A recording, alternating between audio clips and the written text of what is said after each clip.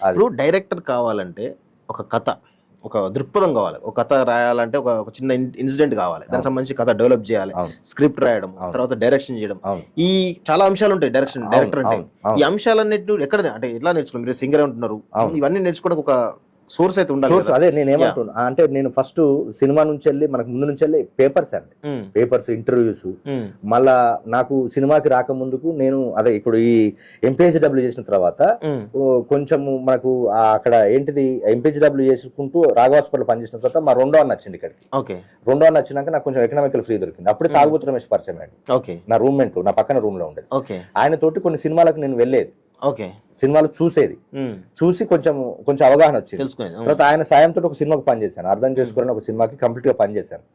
పనిచేసి మనకు ఎవరు చెప్పలేదు, మళ్ళా నేను ఇంకా నేర్చుకోవాల్సింది చాలా ఉంది, తెలుసుకోవాల్సింది చాలా ఉంది, చేయాల్సింది కూడా చాలా ఉంది అని చెప్పేసి మళ్ళీ పక్కకు వచ్చేసేసి ఎకనామికల్ గా ఇబ్బంది పడద్దని చెప్పేసి మళ్ళీ ఈ పైకి వెళ్ళాలని, అప్పటికి కొన్ని ఇన్స్పిరేషన్ స్టోరీస్, కొంచెం హైదరాబాద్ వాతావరణం అయిపోయింది కాబట్టి పైకి వెళ్ళాలంటే నాకు నారాయణమూర్తి గారు, అట్లా నేను డైరెక్టర్, నేను ప్రొడ్యూసర్, సినిమా ఇద్దామని చెప్పేసి అప్పుడు డబ్బులు సంపాదించాలంటే ఏం చేయాలని చెప్పేసి ఇప్పుడు ఈ ఇంటర్ కోర్స్ ఉంది కదా, బిఎస్సీ నర్సింగ్ చేయాలని చెప్పేసి డిసైడ్ అయ్యి మళ్ళీ మా ఇంట్లో అడిగాను, నేను ఇట్లా బిఎస్సీ నర్సింగ్ చేసినాక నేను అబ్రాడ్ వెళ్ళిపోతాను అంటే, వాళ్ళకు నేను సినిమా ఇదంతా నేను మన ఇళ్ళలో ఇంత డిస్కషన్ ఉండదు, వీడు ఏదో చదువుతున్నాడు వానికి పైసలు ఇస్తున్నాం అని చెప్పేసి. అయితే మా అన్నలకు తెలుసు వీడు సినిమాకి సంబంధించి ఏదో ప్రయత్నం చేస్తున్నాడు, నేను చిన్న ఇంటిమేషన్ ఉండేది.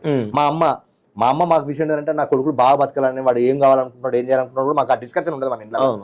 అట్లా నేను బేసి నర్సింగ్ చేసి అబ్రాడ్ వెళ్దాం అనుకున్నప్పుడు అప్పుడు మా ఇంట్లో ఎకనామికల్ పరిస్థితులు బాగాలేవు, అది కొంచెం ఖర్చుతో కూడుకున్నాం. ఏం చేయాలనుకున్న టైంలో అది అక్కడ ఆ బిఎస్సీ నర్సింగ్ బదులు డిప్లొమా జిఎన్ఎం లో జాయిన్ అయినాను. అప్పుడు మనకు తక్కువ ఉన్నది. ఆ కాలేజీలో ఏంటిదంటే కొంచెం ఆ కాలేజీకి వెళ్ళకపోయినా కానీ మనకు కొంచెం కన్వే ఉంది కాబట్టి అప్పుడు రమేష్ పరిచయం అయ్యాడు. రమేష్ ద్వారా ఆ సినిమాలకు వెళ్ళి నాకు ప్రాక్టికల్ గా చాలా అవగాహన ఉంది. అప్పటికే ఈ 1.5 year రాఘవ హాస్పిటల్ పనిచేశాను కదా, అట్లా రమేష్ తోటి వెళ్ళి కొంత సినిమా అవగాహన నేర్చుకుని ఇప్పుడు కొంత ఇంకా నేర్చుకోవాల్సింది ఉందని చెప్పేసి మళ్ళీ ఏం చేసినా ఆ సినిమా పనిచేసినప్పుడు కొంత అవగాహన వచ్చింది. మళ్ళీ ఆ సినిమా బేసిక్స్ అయితే నేర్చుకున్నాను, కొన్ని ఫండమెంటల్ నేర్చుకున్నాను. అక్కడ బయటికి రావడానికి కూడా తెలంగాణ ఉద్యమం, అప్పుడు మలదేశ తెలంగాణ ఉద్యమం, అది కూడా ఒక కారణమే. నన్ను నేను పూర్తిగా ఒక మనిషిగా తీర్చిదిద్దుకున్నది నిజంగా తెలంగాణ ఉద్యమే, మలదేశ తెలంగాణ ఉద్యమే. అంతకుముందు కూడా నేను తెలంగాణ నాకు ఉద్యమం గురించి తెలుసు కానీ డెప్త్ గా తెలుసుకొని ఎంతో కొంత అంటే ఇప్పుడు ఈ మనం అస్తిత్వ పోరాటంలో భాగం కావాలని నిర్ణయించుకొని ఈ 2 పనులు చేయొచ్చు కదా అని చెప్పేసి ఇంటెన్షన్ కూడా ఉండేది. అప్పుడు ఈ విషయాన్ని మనం కూడా చాలాసార్లు డిస్కషన్ చేసాం, నాకు గుర్తుంది, మన సర్కిల్ డిస్కషన్ చేసాం. అట్లా నేను జీడిమెట్లకు వచ్చి మళ్ళీ సేమ్ నర్సింగ్ జాబ్ చేసుకుంటూ డబ్బులు సంపాదించుకుంటూ తెలంగాణ ఉద్యమం నర్సింగ్ చదువుకుంటూ ఒక జాబ్ చేశాను నేను. అక్కడ జీడిమెట్లో ఒక కంపెనీలో జాబ్ చేసుకుంటూ, దీపక్ నైట్రేట్ అనే కంపెనీలో జాబ్ చేసుకుంటూ తెలంగాణ ఉద్యమంలో క్రియేషన్ పార్టిసిపేట్ చేసుకుంటూ నేను మొదటి నుంచి ఏంటిది మన ఇంటెన్షన్ అంతా సినిమా ఉద్యమంలో పనిచేసినా కూడా రేపు నేను తెలంగాణ సినిమా తీయాలి.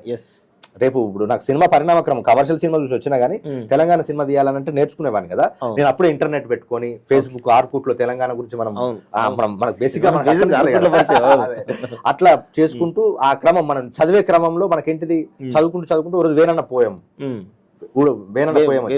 వేనన్న పోయం వచ్చినాక అన్నకు టచ్ లోకి వెళ్ళడం, అన్నకు టచ్ లో ఉండుకుంటూ అన్నతో పని చేసుకుంటూ అన్న సినిమా స్టార్ట్ కావడానికి ఇంకో టైం పట్టింది. Associate director. అట్లా తెలంగాణ అటు నర్సింగ్ చదువుకుంటూ నర్సింగ్ జాబ్ చేసుకుంటూ తెలంగాణ ఉద్యమంలో పార్టిసిపేట్ చేసుకుంటూ వేనన్నతో పని చేసుకుంటూ ఆ 4 years ఆ ట్రావెల్లోనే మళ్ళీ నాకు నవతారంగా చాలా హెల్ప్ చేసింది. ఇక్కడ దాన్ని ఖచ్చితంగా చెప్పాలి. తెలుగు రాష్ట్రాల్లో ఫిల్మ్ మేకర్స్ కి ఫండమెంటల్ అంటే ముందు సినిమా రివ్యూలు వెన్నెల అనేది ఒక ఆసక్తిని కలిగిస్తే నవతారంగం అనేది what is cinema, what is script లో మనకి ఏమేమి యాక్ట్లు ఉంటాయి ఎట్లా అనేది అప్పుడే వెంకట సిద్ధారెడ్డి, హరికృష్ణ అన్న, మహేష్ కత్తి వాళ్ళకి చాలా మంది అంటే మనకు అప్పుడు అందరిలో కానీ అప్పుడు నేను ఇంటర్నెట్ పెట్టుకుని అదే కదా, ఇవన్నీ పెట్టుకొని అట్లా తెలంగాణలో online fight, offline fight, cinema learning, వేనన్నతుడు పరిచయము, జాబు ఇట్లా చేసుకుంటూ వరకు కొంత ఎకనామికల్ గా కొంత సినిమా లెర్నింగ్ అంటే తెలంగాణ లెర్నింగ్, పాలిటిక్స్ లెర్నింగ్ అన్ని నేర్చుకుంటూ కొంతవరకు తెలుసుకున్నా. అంటే ఇప్పుడు తెలుసుకునేది అనేది అంటే తెలుసుకునే అంశం అనేది హై ఎండ్ అంటే దానికి ఒక ఫుల్ స్టాప్ ఉండదు, కంటిన్యూ అవుతుంది. అక్కడ తెలుసుకొని మళ్ళీ బ్యాక్ టు కొంత డబ్బులు సంపాదించుకుని బ్యాక్ టు ఫిల్మ్ వరకు వచ్చినాను.